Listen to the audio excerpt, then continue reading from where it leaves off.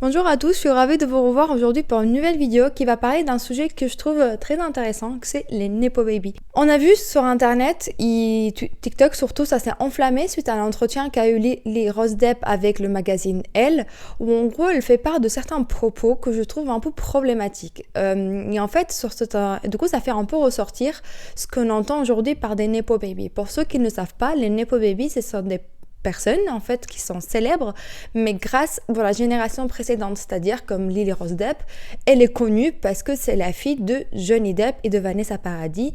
Johnny Depp, je pense que j'ai pas besoin de le présenter suite à tout son procès avec Amber Heard, dont on a beaucoup entendu parler, et surtout aussi parce que c'est un acteur qui est emblématique, au même niveau que Brad Pitt, DiCaprio. De toute façon c'était le trio des années 90, et en fait c'est un acteur qui a fait des films emblématiques à Hollywood comme Cry Baby, Les Pirates des Caraïbes, Edward aux mains d'argent. Il a fait vraiment énormément de films, il a fait aussi Charlie et la chocolaterie. C'est quelqu'un qui a marqué beaucoup le monde du cinéma. Vanessa Paradis, quant à elle, c'est une actrice française. Elle est aussi également mannequin et elle est connue parce qu'elle était au même niveau aussi que Kate Moss, etc., etc.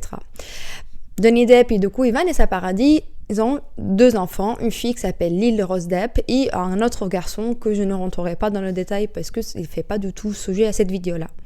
Donc TikTok, mais aussi Internet, sont un peu enflammés suite au discours qu'a tenu Lily Rose Depp dans cette interview. Et en fait, je veux lire exactement ce qu'elle a dit, mais aussi ça m'a un peu révolté les propos qu'elle a tenus. Internet semble s'intéresser énormément à ce genre de choses. Les gens ont des idées reçues sur votre carrière et comment vous en êtes arrivé là. Mais je peux vous dire que rien ne vous donnera un rôle, sauf le fait que vous soyez bon pour ce rôle. Et elle ajoute, je trouve cela étrange de réduire quelqu'un à l'idée qu'il n'est là uniquement grâce à la génération avant lui. Ça n'a aucun sens.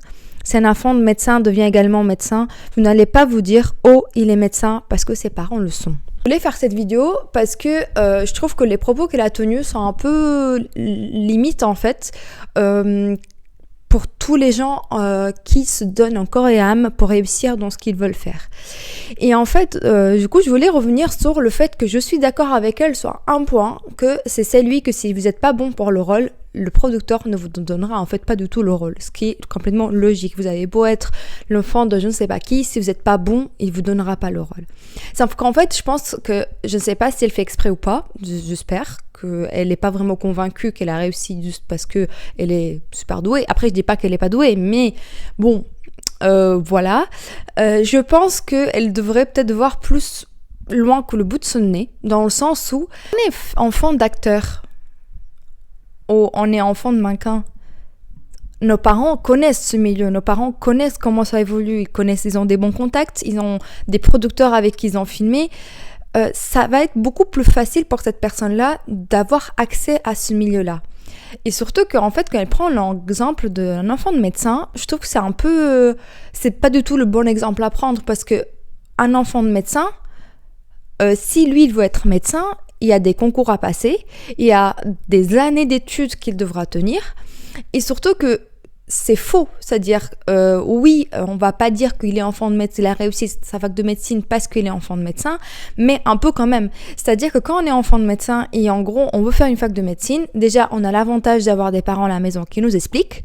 Deuxièmement, c'est également les avantages que si nos parents par exemple travaillent dans un hôpital public ou dans une clinique privée et on veut faire notre stage par exemple dans cette clinique privée, on va avoir beaucoup plus facilement accès au stage que ce qu'un enfant d'ouvrier qui veut faire médecine n'aura pas du tout accès. Un enfant d'ouvrier ou un enfant de n'importe quelle autre profession hors la médecine qui veut être médecin, il a beau tenter, il ne pourra pas avoir accès à certains privilèges entre guillemets qui vont avoir ces enfants de médecins.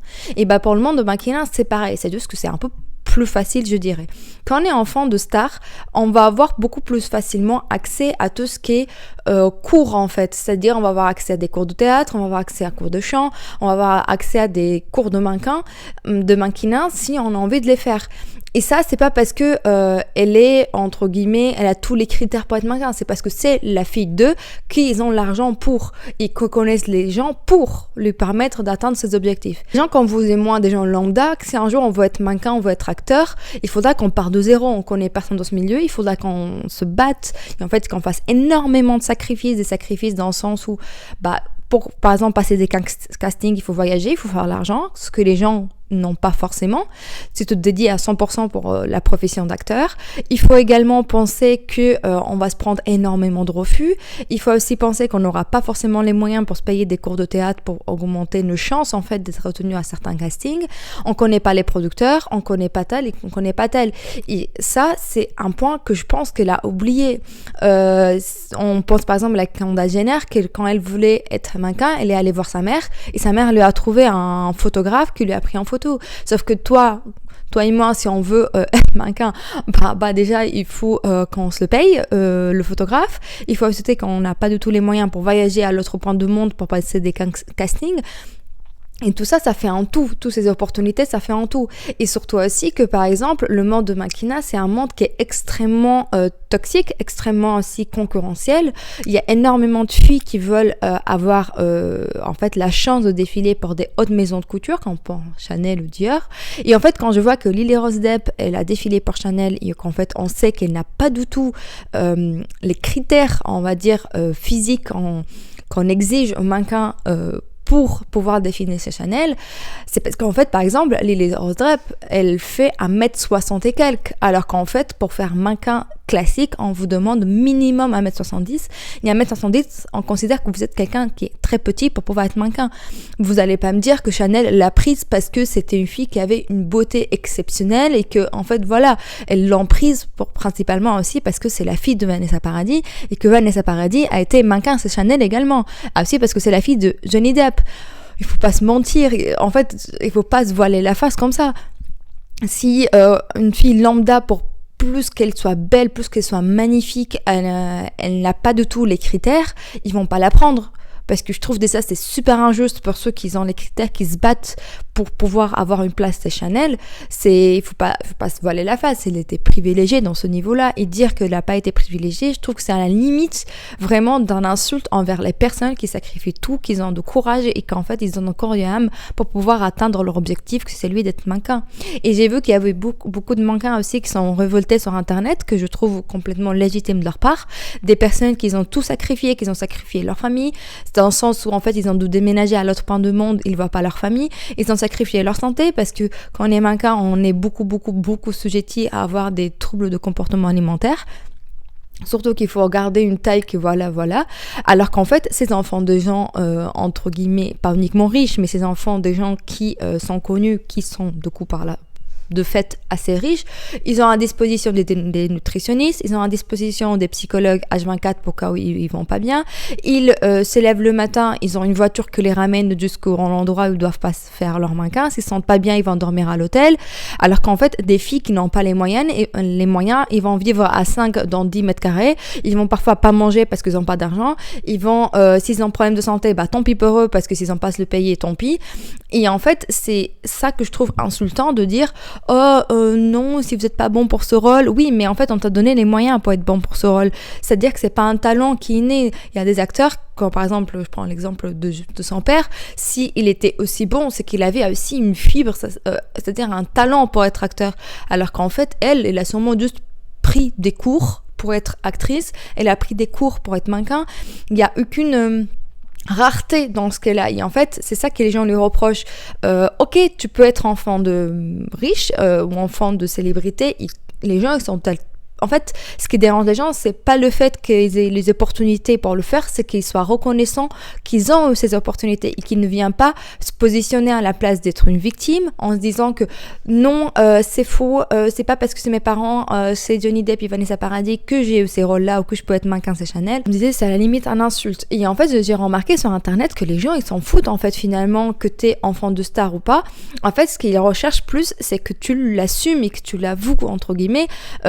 Dakota Johnson, on sait tous que c'est une enfant d'une génération d'actrices, mais ça ne cache pas en fait. Elle sait très bien qu'elle a eu la chance de pouvoir naître dans une famille comme ça. Et personne ne lui reproche. Je pense que Lily Rose Depp, personne ne lui reprochait d'être la fille de Johnny Depp et personne ne lui reprochait d'être la fille de Vanessa Paradis. Mais en fait, il faut qu'elle qu'elles l'assument en fait, qu'elles se disent ok, j'ai eu la chance pour certains rôles et j'ai eu la chance pour d'être mannequin parce que je suis la fille de telle. Par contre, là en fait où elle a fait, les gens, faut pas confondre, c'est qu'il y a beaucoup de gens qui sont enfants de stars mais qui ont énormément de talent. C'est-à-dire, je pense à Angelina Jolie. Angelina Jolie, si je me trompe pas, son père était aussi dans le monde de Hollywood. Je sais pas s'il était acteur ou producteur. On savait même pas qu'elle était une fille de star. Puis manque dans ce qu'elle a dit, Lily Rose Depp. C'est ça que les gens sont un peu révoltés et je les comprends tout à fait. Ce qu'elle a fait, je trouve, c'est de ne pas l'assumer. Il faut être un peu humble dans sa vie et d'assumer que oui, j'ai eu ce rôle où j'ai eu cette place parce que mes parents m'ont permis de l'avoir. Par contre, il est vrai que on ne garde pas si on n'est pas bon dans ce qu'on fait. Je reprends un peu la citation qu'elle a dit, une mannequin dit: la gratitude est une qualité fondamentale. On ne choisit pas de venir d'un milieu privilégié ou non, mais on se doit de reconnaître la chance que l'on a. Et je trouve que c'est ça qui est très important. Quand moi j'ai fréquenté des gens qui ont issu des milieux qui sont très aisés, et en fait c'est des personnes qui sont conscientes de leur milieu et qu'en fait tout le contraire, c'est que quand ils voient quelqu'un qui a réussi à atteindre un certain statut par son travail, ils sont même admiratifs envers cette personne-là. Eux, ils sont conscients qu'ils ont eu cette place et qu'ils ont eu cette chance d'évoluer dans ce milieu-là, premièrement grâce à leurs parents. Et ce n'est pas dramatique. Les parents veulent le meilleur pour leur enfant. Si moi j'avais eu la chance de naître dans une famille comme Lily Rose Depp, oui, j'aurais suivi mon rêve, c'est celui d'être mannequin. Mais je n'aurais pas crié sur tous les toits que le poste que j'ai et la place que j'ai dans ce milieu aujourd'hui, c'est totalement grâce à moi et uniquement grâce à moi, parce que ça serait à la limite vraiment de l'insulte envers les personnes qui sont battues très dur pour obtenir le poste et la place qu'ils ont et pour pouvoir défiler à côté de ces personnes qui ont eu beaucoup de privilèges pour arriver à ce niveau-là. Bon, en tout cas, c'était juste tout ce que je voulais dire. Déteste pas Lily Rose Depp. Dans cette vidéo, j'ai parlé d'elle parce que en fait, c'était un sujet c'est le plus d'actualité, mais ça s'applique à énormément d'enfants de stars, à énormément de personnes. Mais je pense que aussi c'est compliqué pour ces enfants de se détacher de l'image de leurs parents, de l'image d'enfants de stars, du coup d'être un nepo baby, mais que s'il y en a qui ont réussi à le faire, avec beaucoup de travail, ils réussiront à le faire, et surtout en assumant et en acceptant en fait le milieu dans lequel ils sont grandis, dans lequel ils sont nés, que en respectant également les personnes qui sont battues très dur pour arriver en fait à leur place. J'espère en tout cas que cette vidéo vous a plu, que vous avez bien aimé ce sujet. Je suis désolée si j'ai un peu répété un peu parfois, mais ça me tenait à cœur d'en parler. C'est des sujets qui m'intéressent. Et dites-moi si ça vous intéresse que je fasse plus de sujets comme ça. En tout cas, si cette vidéo vous a plu, n'hésitez pas à vous abonner, à me mettre un petit like et à me laisser un petit commentaire en me disant ce que vous pensez un peu de cette situation, votre avis, des choses que j'aurais pas oublié de spécifier, ou voilà, si vous voulez rajouter un peu un commentaire à ce sujet-là. Et à ça, je vous fais plein de bisous et on se voit à la prochaine vidéo. Pour bientôt.